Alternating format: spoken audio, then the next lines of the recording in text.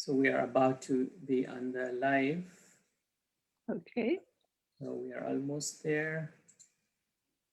Here we go. Jojolapa, namaskar, good morning, good afternoon, and good evening to all the audiences who are in their own time zones. So today is a special day, special in the sense that, right, today is a full moon day, and we are going on the episode 63 in the series, Friends of NEPA. So you already know that, right? We have a well-known figure today, Dr. Anne Vergati, and she is from France. So I would like to invite Dr. Vergati, rather than talking a lot, I directly would like to introduce her, and I would like to bring her here with all of you. So here's Dr. Vergati. Namaste. Namaste. I can't see you really. I see. Can you see me now? Yeah, much Great, better. great. So Dr. Vergati, right? So many audiences, they already know you, and they have been really eagerly waiting for you in the Facebook. They have been watching you. And so many people, they have already sent the questions, and so many people, they don't know, especially youngster, they don't know you yet, and they are eager to know you. So rather than I talk about you, can you just briefly tell us when did you go to Nepal first time, and first how time, did? Yes, first, please go ahead. Yeah, Your I floor. can start now. Yes, please. First time I was in 74 and 75 to teach at the university, at the Triphuvan University, where with help of British Council, they have started a new department of social science and anthropology, which was very different for young Nepalese, because they used more with economic studies. So it was very difficult, I found, at the beginning, to explain what is the importance of social science. So it was a very good opportunity for me to meet young people who were interested in a new part of science, social science. So I met Balgopal Baidya, who has studied economy, but he had also an interest from social science. So I met other people also. So I could establish immediately a contact with the people and to start to work in the valley. Balgopal had his family in Bhaktapur, so he took me to Bhaktapur, and he explained for the first time the importance of the lineage, Fuki, and of lineage deities. So that perhaps it was one of my main subjects. And well, after I go on with my studies in Bhaktapur, a main problem at the beginning, it was to learn some Newari. And at the university, I have met a great Newar scholar, Thakur Lal Manandar, who was no doubt a great scholar, but perhaps for him, it was more difficult to explain very simple things at the beginning. And in Bhaktapur, I found another teacher, a Brahmin, who was a very good teacher, but he didn't know any English. So at the beginning, it was very difficult to communicate with him. But anyway, he arrived to explain all the things and a lot of things about the local religion, local gods. And so it was very easy to establish a contact. So he was very helpful, but at the same time, I understood that he was very strict for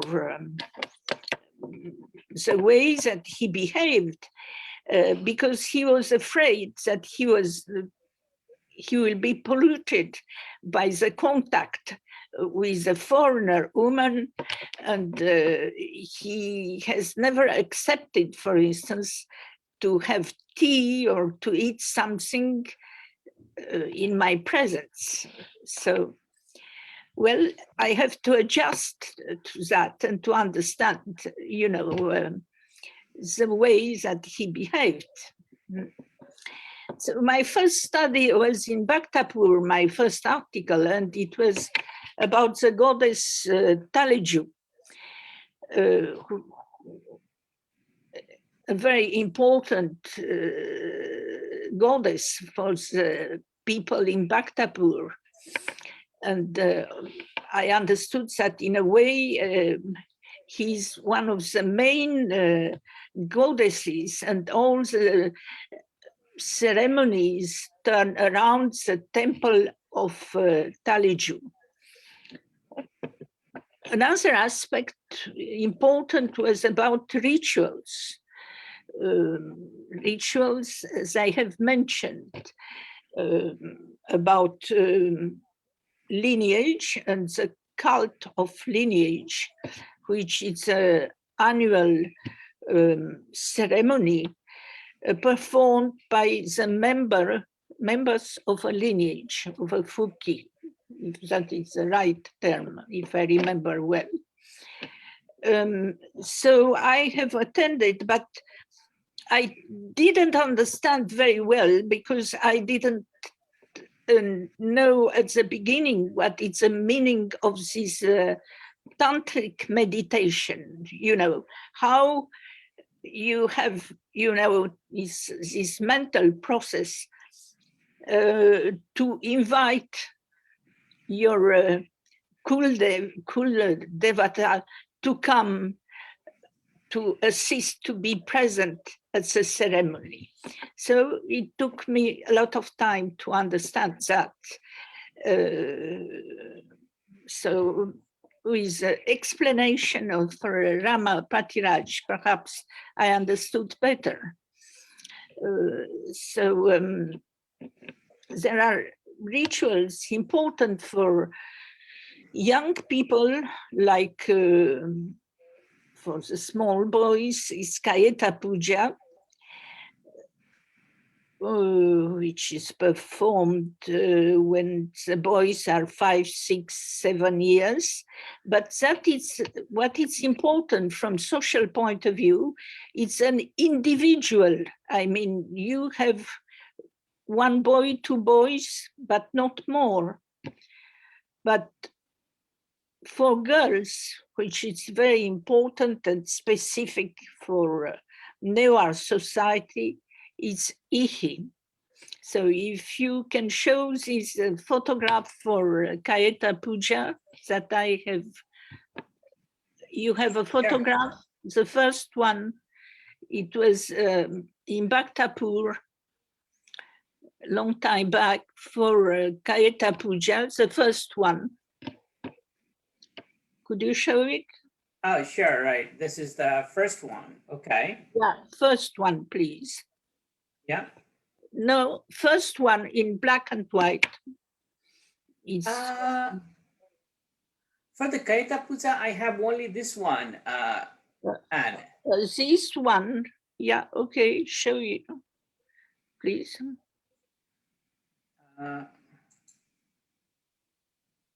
Please show it. You have just one, the first one. Yep. Okay, just a moment.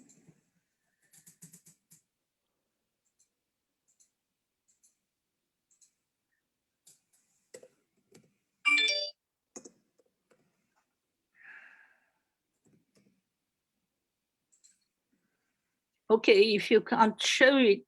I think I found one. It's sorry. the first one. Sorry, Android, I didn't have the other one. That's the only one I have at this moment. Do you have, by any chance, do you have on your end? Can you show on the book or something that you have? I shall try.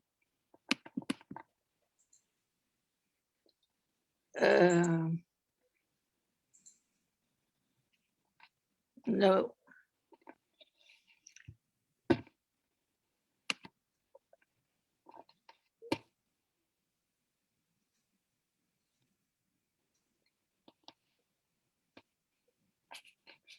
No, okay, if you don't, I have sent it, I don't know how to do it.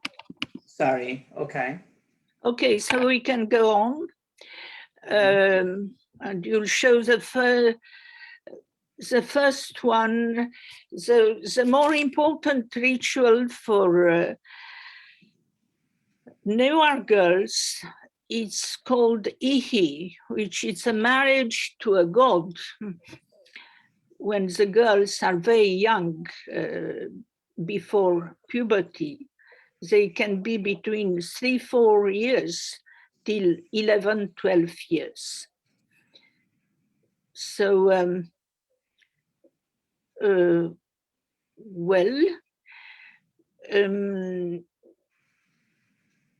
it means that they have to be married to a god. For Hindu, it's Vishnu Narayana, and for Buddhist, it's could be a bodhisattva like Vajrasattva. The ceremony can take 2 days. I could see this ceremony in detail, either for Hindu, for Shaivite at Bhaktapur, and also in Timi with Buddhist priest, Vajracharya, Badri Guruju, which is in the first photograph, if you can show it. Yeah, here we are. So you can show it? Yeah, this is here the Badri Guruju that we have. This is the first of the Ihi. Yeah, I can't see you, Fisher. I see. I can't see it, but you can show it? Okay. Yes, yes. Okay, so he organized all the ceremony because a priest is supposed to know all the families. So, and he contacted all the members of the families who had young girls for to be married to a god. So the ceremony takes, in fact, 2 days. The first day, it's for the girls a purification of the body, but it's important when they start to perform the ritual. I can't see exactly the photograph, if you can. Yeah, here I am. Okay. I'm on the second slide of the Ihi. Yeah.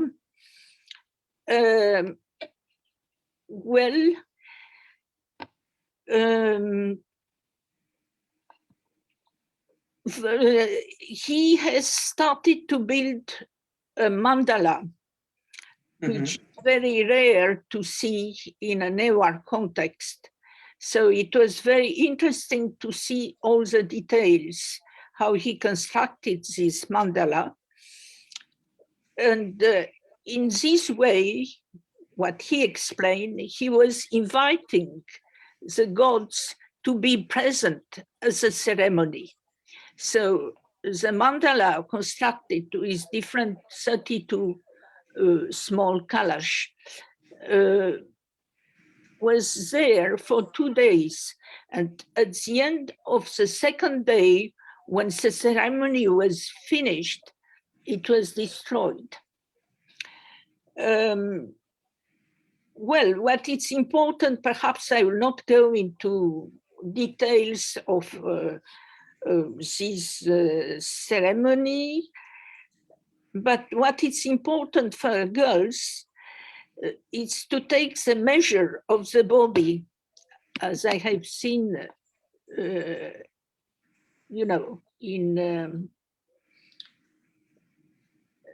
I have published this photograph because the measure is taken 84 or 108, something like that, to turn around the different parts of the body, as you can see here. Could you show this photograph? Mm-hmm. Do you see here? Yeah. Yeah.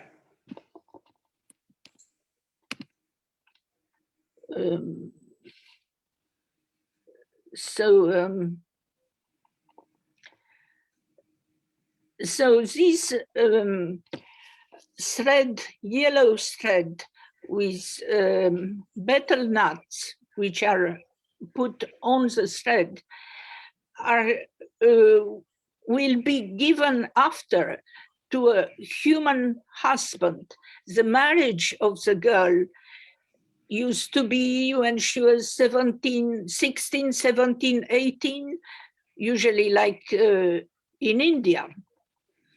That is an important aspect of, if you can show, I can't see very well the photographs, I'm very sorry for that. Yeah, I'm just going through these photographs of Yeah. the e-Hit. And can you tell that when was it? Was it in 1975 you took No, this? no.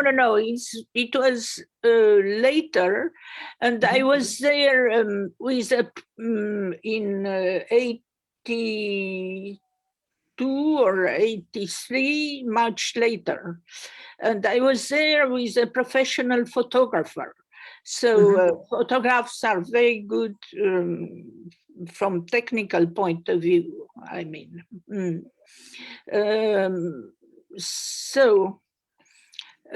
I have, it's also this idea that it's a father who is supposed to give the daughter. So it's a photograph of a man who holds a young girl in his arms. It's, you know, the Sanskrit term is Kanyadan. I don't know exactly what it's in Newah, the term for Kanyadan, but I think it's the same. Yes. Yes.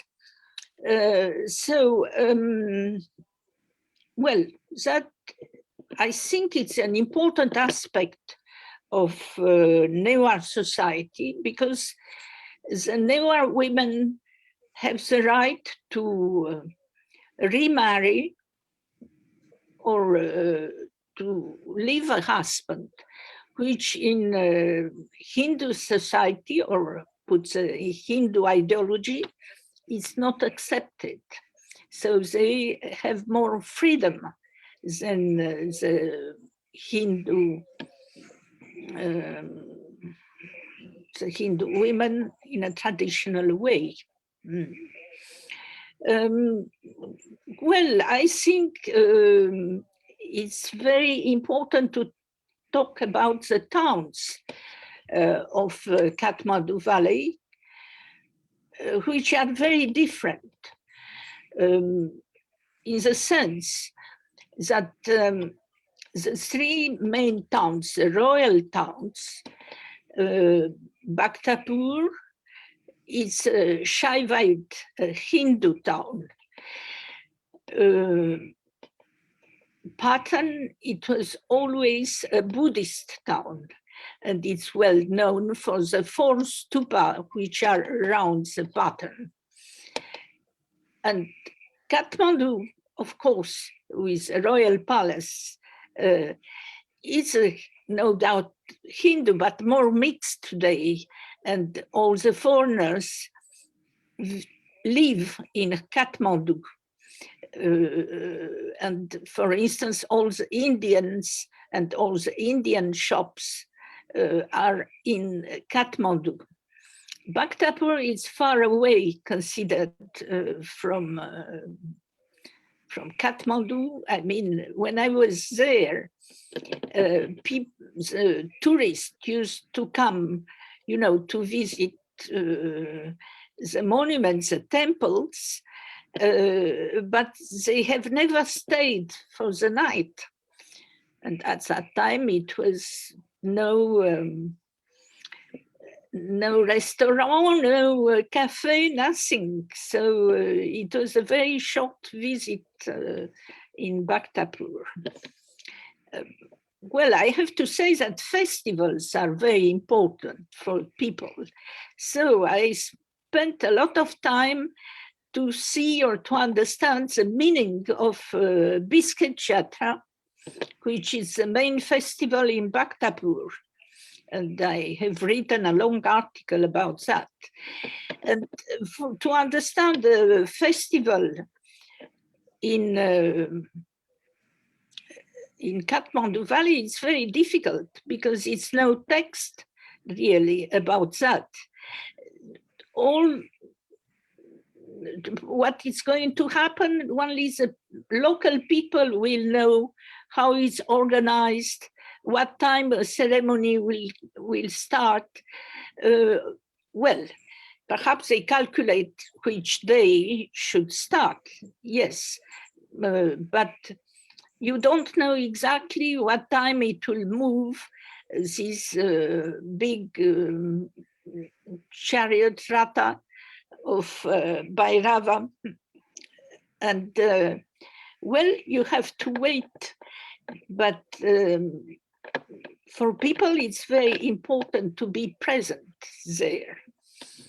The main festival in Patan is, which was very well studied, it's a festival of Rato Lokeshvara, which is called Rato Matsyendranath by Parbatya people. This term of Matsyendranath is a new term, according to a very good scholar, Father Locke, who has written a long book about the festival, Karuna Maya. So that lasts also for 1 month or more. And it's very interesting because this deity, it's called also Bungadio by Newahs. It's linked with rain. So he has to be worshipped every year. Otherwise, they will have no rain. So if it's no rain, it's no rice, not enough food. So that is extremely important. In Kathmandu, the main festival is Indra Jatra, which was also very well studied. And I will not go into details because I know much better perhaps about Bhaktapur and Biscuit Jatra. I have to say that the urban space it was very well studied by my German colleagues who spent a lot of time not only in Kathmandu for the royal palace, but also in Bhaktapur to renovate a number of monuments. For instance, Dattatreya temple in Bhaktapur. So that is very important. Another aspect which was very important, and it's very important in my opinion for Newah society, is it's Guti, this association. I don't know how to put in other terms, but I think it's a kind of association which are linked could be with a temple and with music, for instance, very important also, with Nasadio, and perhaps with other aspects. It's always immediately a Guti.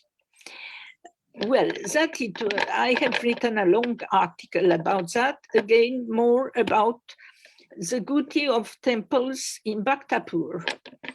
But it was well studied, and I think my colleague David Gellner mentioned that about how important are the Gutis even today for the Newah society. Well, so I will not insist on this aspect of the Guti, but I think it's more specific for Newahs. Well, I don't know which aspect it will be more interesting for you. I mean, for instance, I have spent a lot of time to understand the Newari paintings. And I have published a long article, for instance, for Vilampu, which is a long painting which shows the legend of Rato Lokeshvara or Rato Machendranath. That in this painting, which is dated 1723, I think, never the term Machendranath is used. It's used only Lokanath or Bungadio. So I think it's right. This term of Machendranath was used very late. So I have published another article about a painting which illustrates this Newah ritual, Bimarata, which is for a person who attains the age of 77, 7 months, 7 days, and it's performed by the family. What is interesting, again, that it can be performed for a widow. So for a woman, even if she is alone and a widow.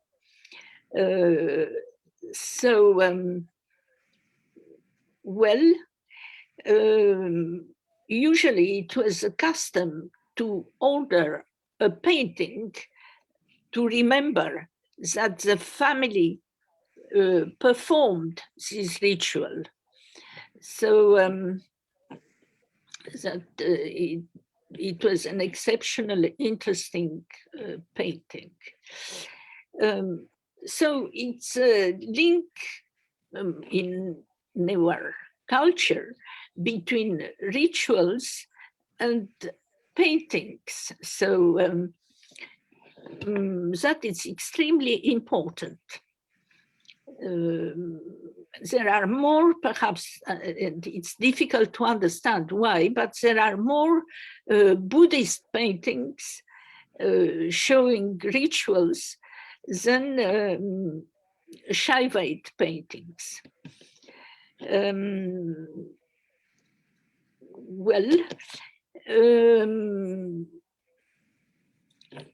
another festival which was extremely important, in spite of the fact that in Bhaktapur there are only perhaps 20% Buddhist, is Dipankara Jatra, which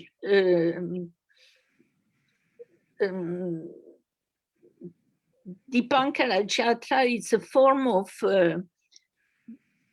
Buddha Dipankara. It's a Buddha of the past, which is worshipped in Nepal and has received a special cult, and it's also in Patan, also a big jatra for Dipankara. Well, I have to say that, in fact, the festivals for Newah people are more important than the text on than ideology. You see, it's for them, they participate really. And to understand well a festival, you have to be present because there are no text for that. It's only the oral, only the oral explanations of people. Well, perhaps you have questions. I mean, I don't want to insist. Yeah, thank you, Anne. So it has been nostalgic that I was just spellbound. I had so many things coming on my mind that when you are expressing all those things, that I am really glad that I have you on this program and explaining. Yes, it seems that you have a really a detailed study of the Newah, so that you are really eligible to, yes, talk about the aspect of Newah cultures. So I would like to, yes, ask you one more thing. Perhaps maybe I am biased that when I see my arts, the Newah arts, either it's painting or idols, right? Or the copper, bronze, whatever it is, I just feel like that it is it's one of the best in whole world. I just take like that. And in United States also, I just visit so many museums, but when I see and then I compare those art items with the Newah arts, then I just feel that perhaps it's one of the best. Is it my biasness, or what is your opinion on the arts of Newahs? How do you think? How do you compare? Well, I think it's something exceptional. And they have created a specific, what we call in art, a particular style of art. And it's a great continuity. If you think that the first statue in stone are from 5th century, as you know, in Changunarayan. So it's a big continuity in Newah art. Of course, it's obvious that it was an Indian influence also, but they create after a particular style, which is a Newah style. I mean, also particularly the Mala period, which started around 12th, 13th century, because it's a period called early Mala, a period of transition. So perhaps the most interesting period for what it's called statues in so-called bronze, but okay, in metal if you want, it's Mala period, and the first Mala period. I think so. For paintings, paintings are late, and perhaps the most interesting paintings are these long paintings called vilampou, which are illustrating more legends, or I don't know, illustrate a pilgrimage, for instance. I have written an article about a pilgrimage to Gosaikund. Sorry to interrupt you, and right. So if we are asked to compare the Newah arts in the world arena, how do you categorize it? I mean, if you were asked to compare the Newah arts in the arts of the other parts of the world, how do you compare Newah arts? First, you have to put Newah art in Himalayan art to understand the links with Tibet and Tibetan art, Kashmiri art, and Indian art. So Himalayan context is very important. I think a lot of Newahs worked, and that it's well known, are very good documents about that, worked in Tibetan monasteries very early, I should say, perhaps even 14th, 15th century, and they traveled far away to China. It's well known the name of Aniko, who traveled with other people to China. Well, at the same time, they create a specific Newah art, which is completely different from Tibetan art. Sometimes it's a confusion, you see, between, it's a confusion between Newah and Tibetan art, because a lot of artists or artisans from Nepal worked in Tibetan monasteries. So some of the statues, they look very much like a Newah statues. So, but, well, you have to put that in Himalayan context. Because there are links with, you can't deny that later, perhaps for later paintings, it's a link with Tibetan paintings, but for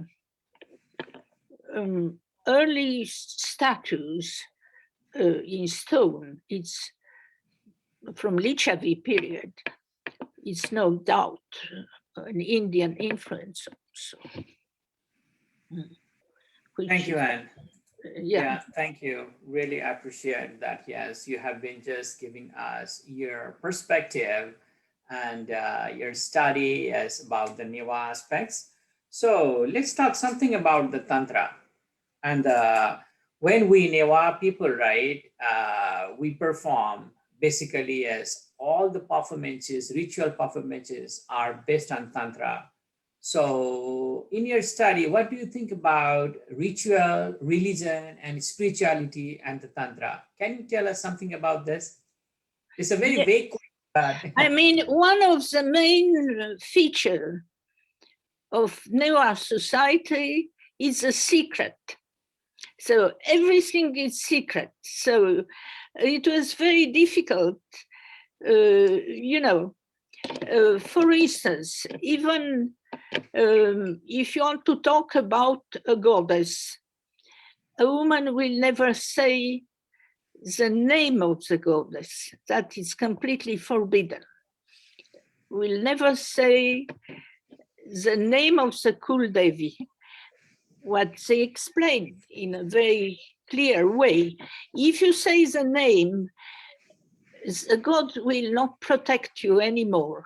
So you lose the protection of the god. So secret is very important. A lot of ceremonies are like ceremony of initiation for tantric ritual, diksha. It's secret. So I could never see that. Diksha is a very secret ceremony.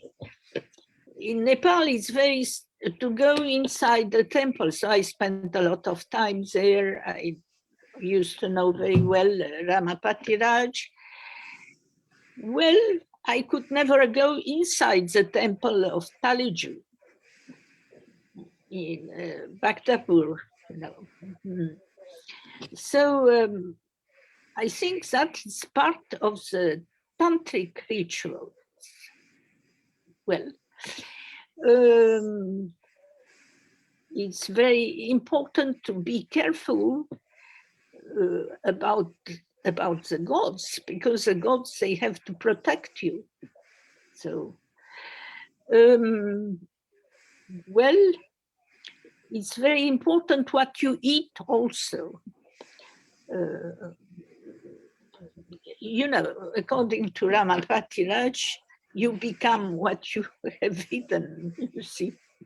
And there are different classifications that he mentioned. I don't have in mind all, but you know, it's also always a number of 5, which is important, Pancha. Yes, and well, tantric, that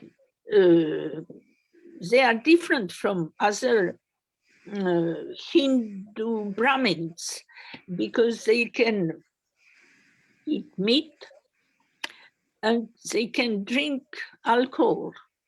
So it doesn't mean that they have a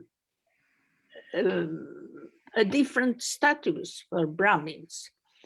But okay, they do that not every day, that other people don't understand.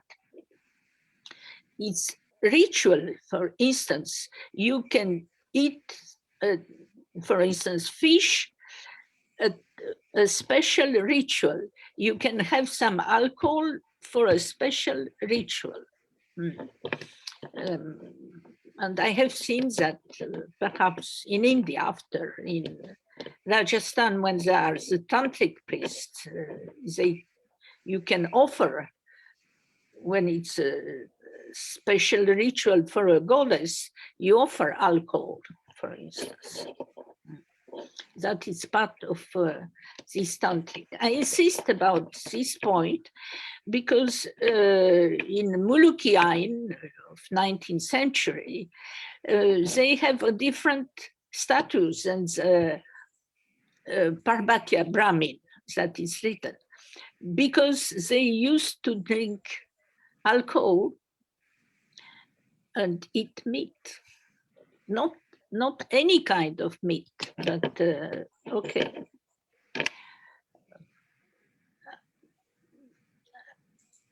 Yes. Yeah, thank you so much. Yes, on talking on that topic. And definitely, yes, you have so many publications and you have talked about the mask dance, right? Yeah. And the goddess clan. What are these and how do you observe? I mean, in your study, what did you find? Because that is, you know, I have tried to understand, you know, what is important for people locally. For instance, more than talking about ideology, for them, festivals are important. And the Navadurga dances are part of the religious, but also social life, particularly perhaps in Bhaktapur. So these Nava Durga dances are, you know, after Dasaim, after Dashera. So, yeah. Yeah, here's some pictures that I'm sharing. Yeah, that is one of the photographs. For instance, that is my first book was about Newah art. You can show it. Yeah, please show the second one, which is, I have spoken about rituals. If not, I can show it. I can. Yeah, I have this Yeah. God's Man and Territory. Yeah, God's Man and Territory. And on the back side, I have a photograph with Badri Guruji. Can you show? Yeah, okay. Okay. Yeah. Thank you. During this ceremony of Ihi. Yeah. Well, the book Gods and Masks, that that is this one. Oh, okay. Yeah, I think I have some of the pictures of your publications. Maybe I can just share with audiences. Yeah, and on the back side, it's a mask which is very popular that you have shown of Shiva, young Shiva. Oh, I see. Okay. So that is a book, Gods and Masks. I see. Yeah. So it was important because to publish that, because that is a very important part of social and religious part of the towns. It's important also perhaps in Kathmandu, perhaps more than in Patan. In Patan, other festivals are more important. So now let's talk something about. I have audiences that who have been asking about your when you arrived in 1974, Yeah. and with Alexander MacDonald, right? Yes. And at that time, who were your first students, and do you have the connection yet? When you establish, when you establish the Department of Anthropology. No, you know, that it was my first visit to India and to Nepal. I was very young. I was a little lost. Perhaps the person with whom I have been in touch for a while, it was Bal Gopal Baidya, who was a learned person, well educated, an economist. So he took me to Bhaktapur into 75. And I met also, when I was there at the beginning, with him, I'm in touch, Chudamani Kaesta, who lives in Bhaktapur. Yeah. So as we are talking, then I just received a question from Netherlands. Perhaps you may know him, Dr. Bal Gopal Shrestha. No, I have never met him. Oh, okay. But he knows you very well. Nowadays, he lives in Netherlands. He's also a well-known scholar. And what he was asking is that since you have edited Newari English Dictionary for Thakurlal Manandar, are you planning to republish because it is no more in the market? That is the first question that he has asked. Yes, this dictionary is very much in demand.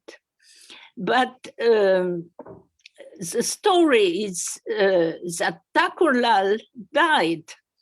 So nothing was finished, really.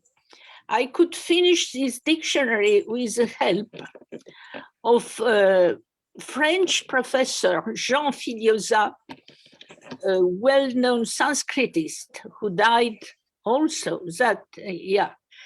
And it was published with the help of École Française d'Extrême-Orient.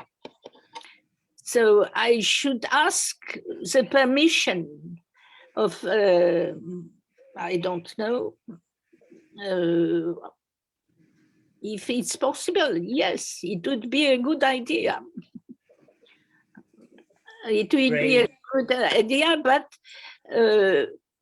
well, it was done in difficult conditions because Takulal Mananda died suddenly, you see. So only because I had a lot of help in France for the Sanskrit part that it could be published at that time.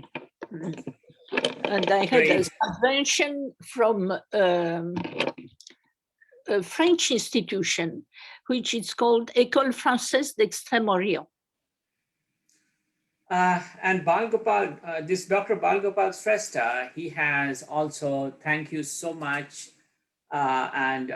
Even yes, I also, from my bottom of my heart, I really thank you for all of your publication. But what we think is that you still have, you are like an ocean of knowledge for the Newahs, of the aspect of the Newahs, that you have that kind of study, you have done so much on this, right? So what we think, not only Balgopal Shrestha, I also think, what I think is that you still have a lot of knowledge that you still want to share with us or through the world about the Newahs. So are you also planning, or are you writing anything about any books or any publication as of now?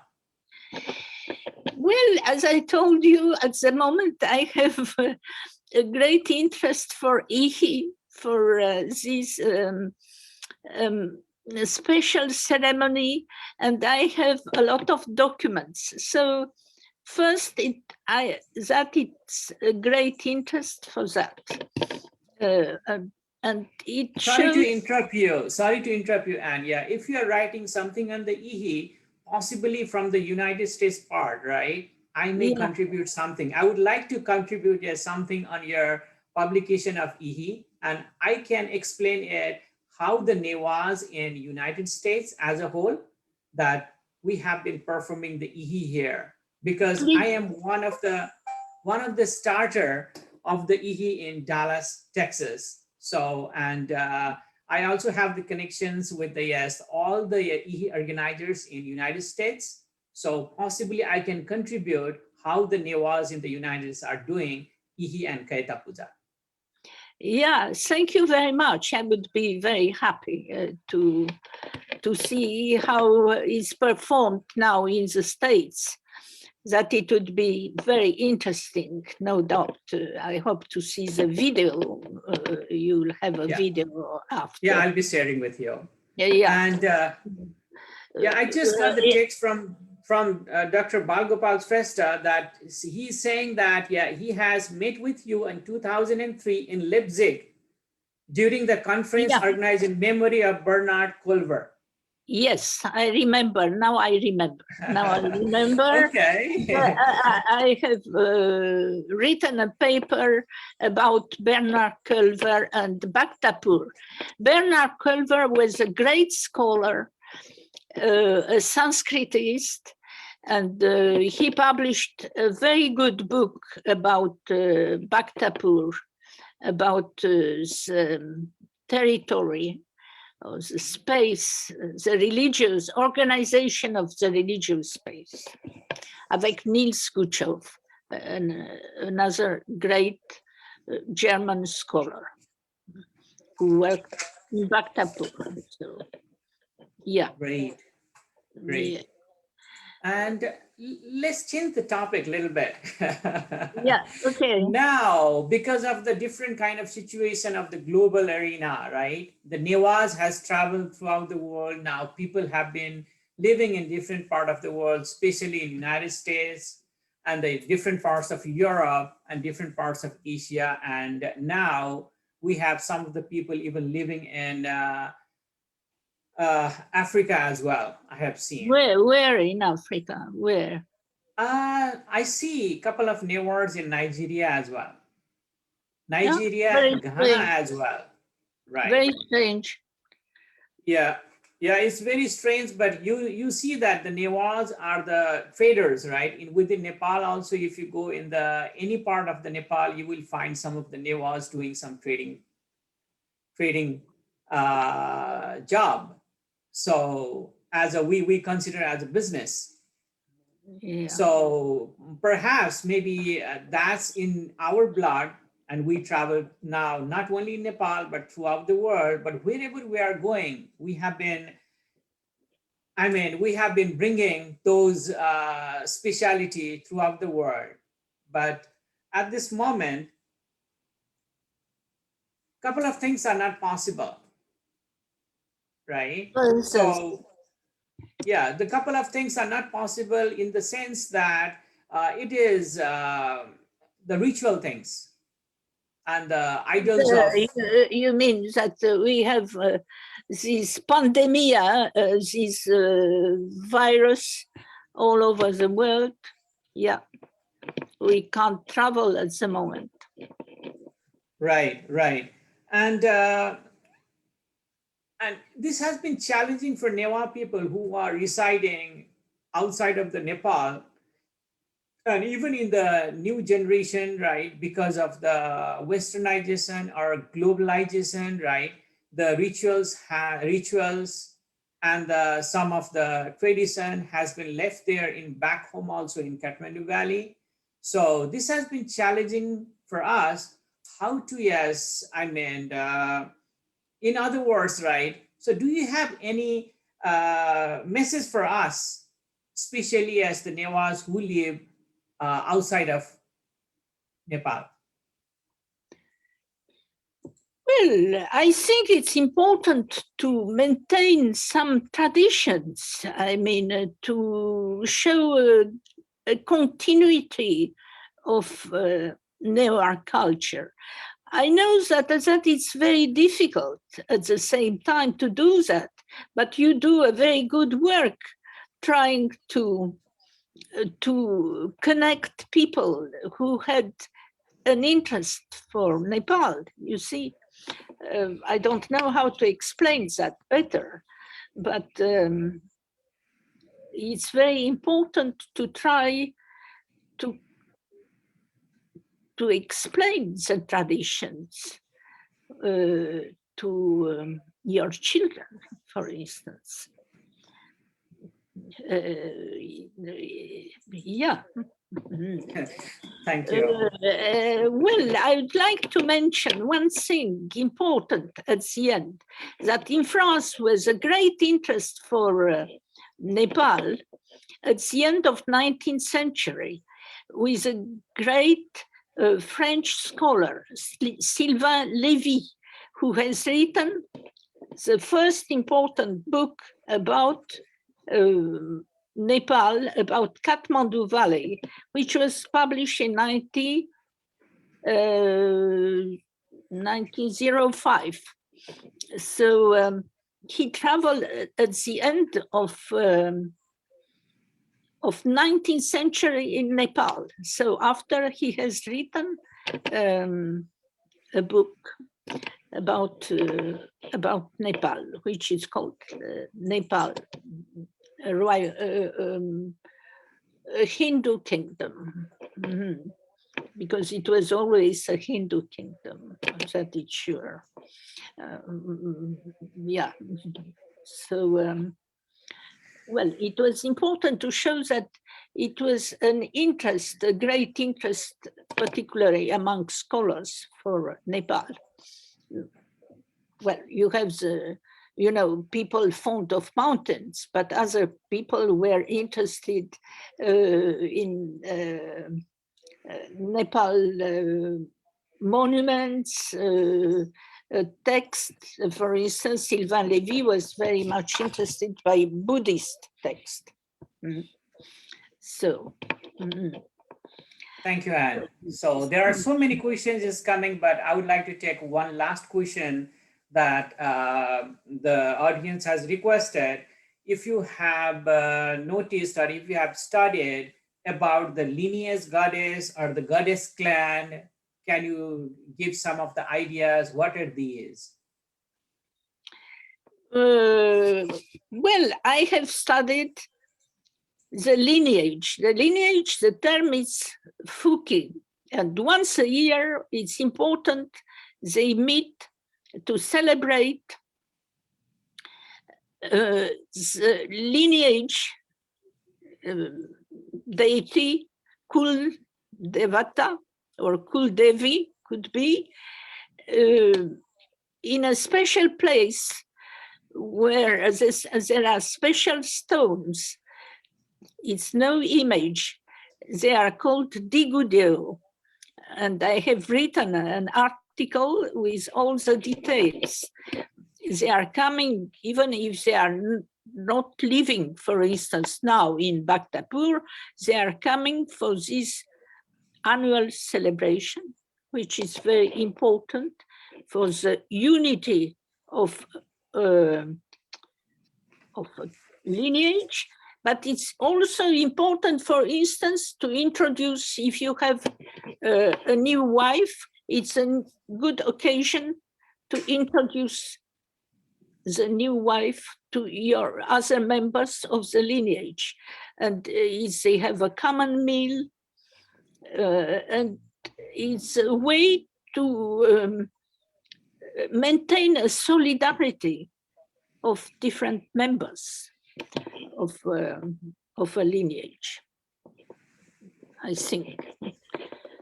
And it's very important to have inside the house, in the upper part of the house, a special place where you worship. The term, it's a Sanskrit term, agam. Agam is a tantric word. Chen is house, agam chen, where you worship the deity of your lineage, which you called Fuki. So that is secret again, that only the members of the lineage who usually are initiated could go inside this small place, which is in the upper part, always on the last floor of a house.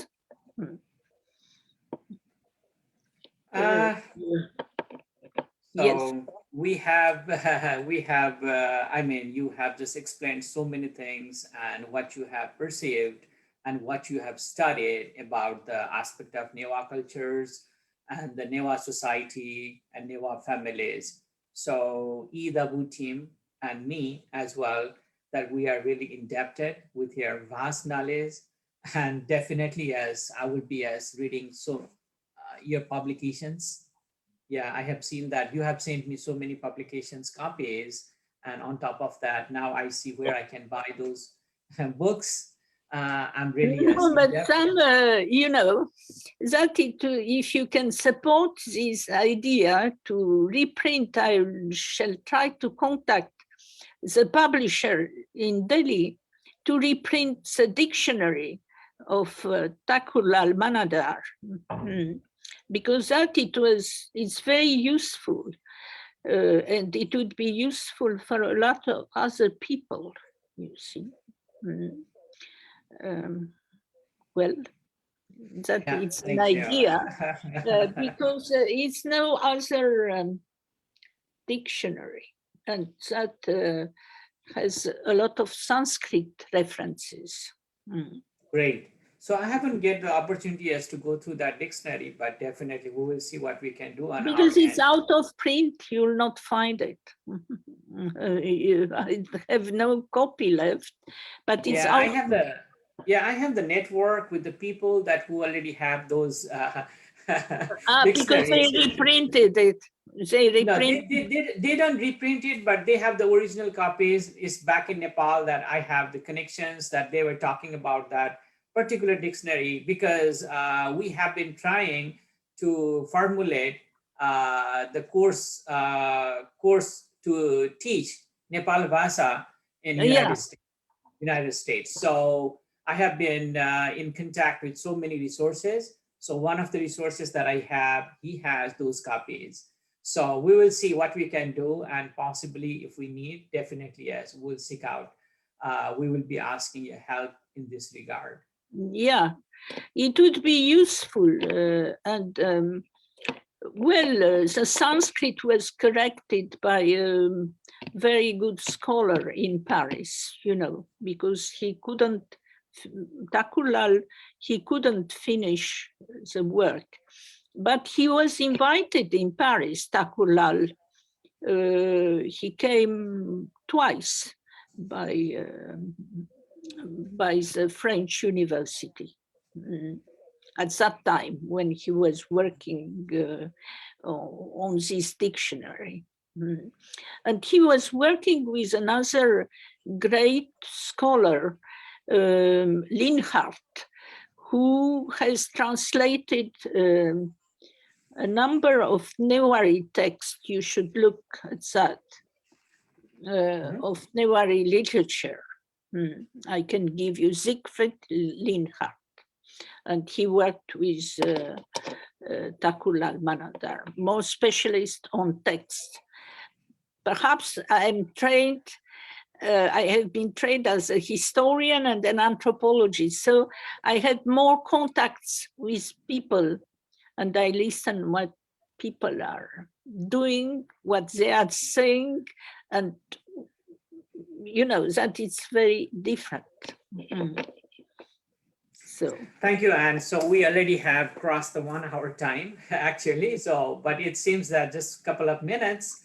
So I really admire the way that you have told us, like the story, the way that, yes, you have been giving us the ideas and what's the perspective, what's his study, right? I really admire, and I have been fan of yours, the way that you have just given us the ideas, what you think about the aspect of Newah culture, being a European person, being a non-Newah, that you have that kind of study, and we treasure you. Thank you so much. Thank you for inviting me. Very happy to talk about Newar culture.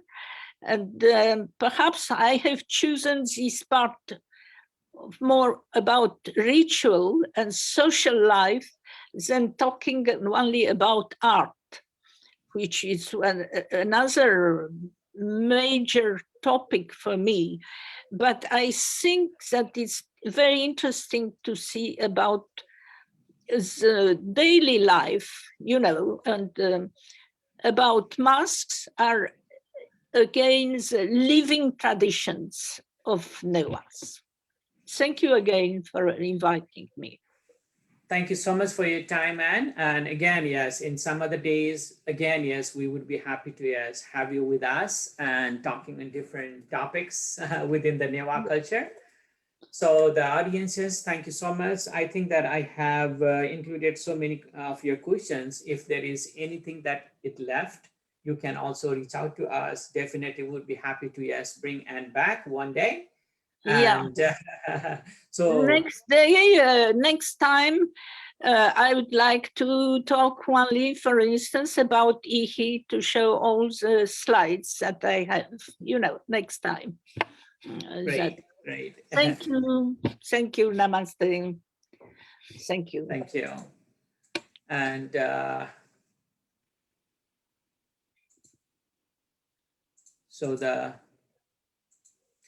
thank you, Anne. And so thank you so much for all the audiences in the Facebook that we have been eagerly watching us, especially the Anne, the way that she has elaborated in a story way from the days arrival in 1974 and how it begins and what she taught and what she studied about the Newah culture. So today, as we have been very happy to have her on our show, and so I would like to take the lead. So as I'm going, I have to thank my associates, Vijay Vajracharya, Prajwal Maharjan, Umesh Fresta in Dallas, as well as all the my colleagues and my friends in World Newah Organization USA chapter.